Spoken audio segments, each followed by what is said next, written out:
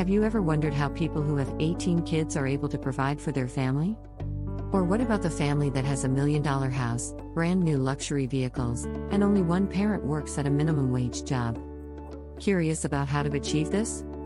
Stay tuned for some valuable tips happily shared by one of our Stuff for Tots parents. New to the Stuff for Tots channel? We cover a range of parenting topics. So if you're needing tips and advice for your new itty-bitty bundle of joy, please consider subscribing. I wonder this all the time, but I don't have all those answers. I do, however, know how I can help you financially prepare yourself for your growing family. If you have decided you want to grow your family, whether it be your first or fifth child, there are a few easy steps to take to help financially prepare yourself. Step number 1. Clear communication. Communicate with your significant other or whichever person is assisting with your finances. You need to be open and honest so you can prepare for this extra person coming into your lives. Finances can be hard in general, so open and direct communication is the key to success. This helps so much when you have an emergency such as an unexpected doctor's bill or when your car breaks down and you're paying a garage to fix it. That way, you are on the same page and it isn't as if one person is blindsided. Step number 2.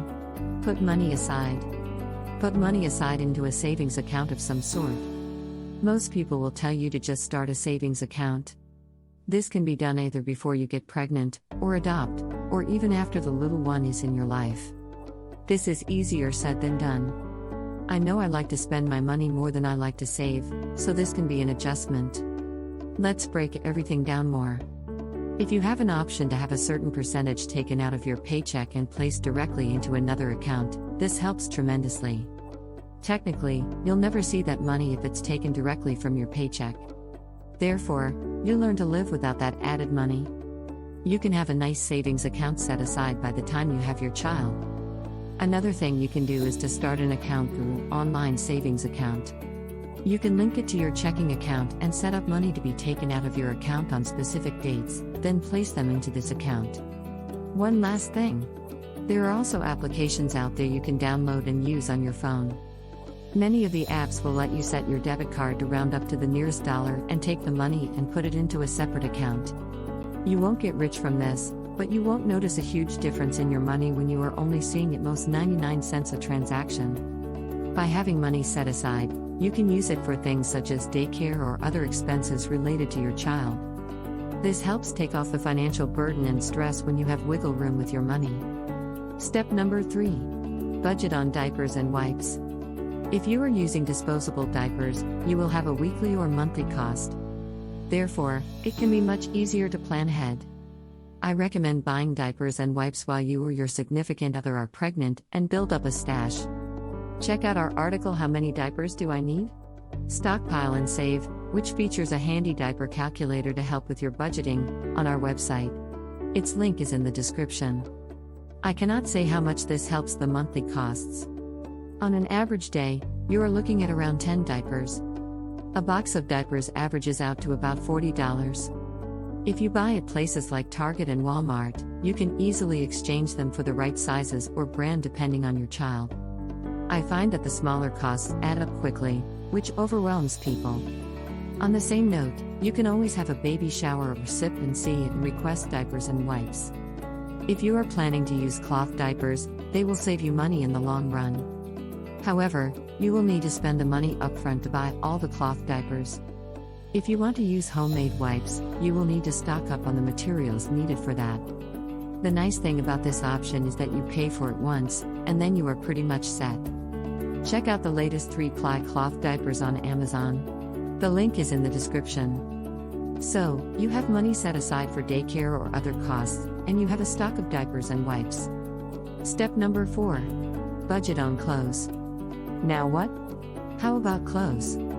If you go to the department store, you will find that infant and toddler clothing are almost as expensive as adult clothing. I'm not joking when I say there are dresses that will fit a teacup poodle for upwards of $50. I am not willing to spend that much for a dress that will be worn a handful of times. On that note, you have probably already figured out that your child will not wear clothing for long before they outgrow it. My advice is to buy Rubbermaid containers with lids and store clothing with sizing labels. There are many sales at stores, But they aren't always the best priced or most practical. The sale may be 20% off a shirt that costs $25. I like to find clearance items which are normally priced over 50% off. A great way to find these types of deals is to shop during season changes. You can buy shorts and tank tops for 75% off when the cold weather hits. And on the flip side, you can get cheap long-sleeved shirts, winter jackets, and snow pants when spring is coming. Have a look at this newborn clothes set on Amazon. Its link is in the description. If you can hit up garage sales and thrift stores, you can score some major clothes, jackets, shoes, and all sorts of other things for extremely amazing prices. Most of the smaller clothing is in great shape as they are only worn a handful of times.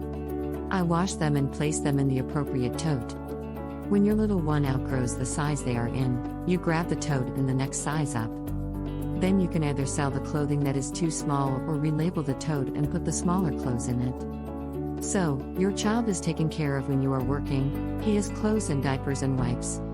Step number 5. Budget on baby's food. As mentioned, a cushion of money and savings always helps offset any costs. There are 2 options for a newborn. You can breastfeed or you can formula feed. If you breastfeed, you will mostly want to purchase 2 breast pumps, 1 manual and 1 electric.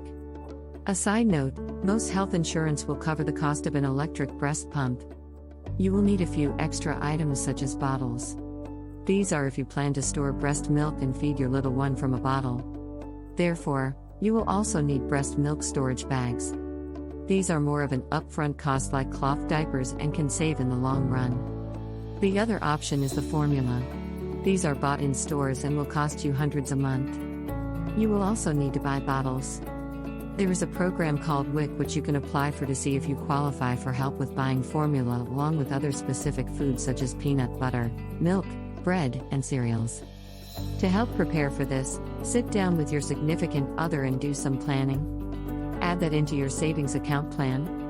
The tough part about buying formula early is that it's harder to exchange with dates since it is food, and you never know if your child will have any issues with a specific type or brand of formula. It is better to try and put money aside for it.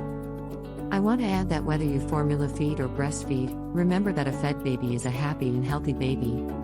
Check out this manual breast pump bundled with breastfeeding bottles on Amazon. Its link is in the description. Step number 6. Health plans. The last major thing I would like to touch on with a growing family is health. Will you be paying a lot more to add a child onto your plan, or is it an all-inclusive family plan? What is your deductible now and what will change with another member of the family?